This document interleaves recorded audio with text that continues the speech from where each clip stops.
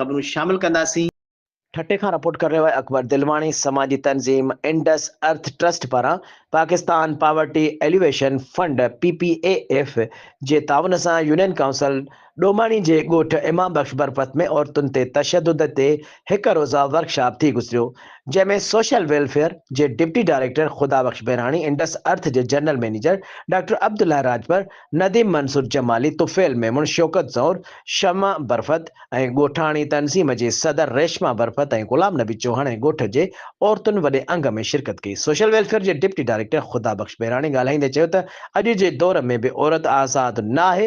हिन ॻोठ जूं कुझु छोकिरियूं पढ़ियल आहिनि जिन जे महिनत ॾिसी ॾाढी ख़ुशी थी आहे। उन्हनि छोकिरियुनि जे हेॾो वॾो वर्कशॉप मुनक़िद करायो आहे। जस ॾियां थो उन्हनि आदिलनि खे जिन पंहिंजूं न्याणियूं पढ़ायूं आहिनि, अॼु उहे न्याणियूं पंहिंजे मक़ाम ते पहुतल आहिनि। हुन वधीक ॻाल्हाईंदे चयो त असां बि चाहियूं था त असांजो मुआशिरो लिखियल पढ़ियल हुजे।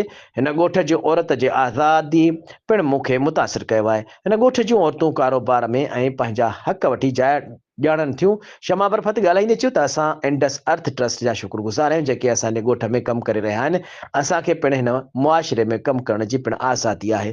मर्द ऐं औरतूं जॾहिं पाण में गॾिजी कमु कंदा असां तरक़ी करे सघंदासीं। हुन वधीक चयो त असां कॾहिं कचो फसुल लुणियो आहे या कॾहिं कचो दिलो ख़रीद कयो आहे।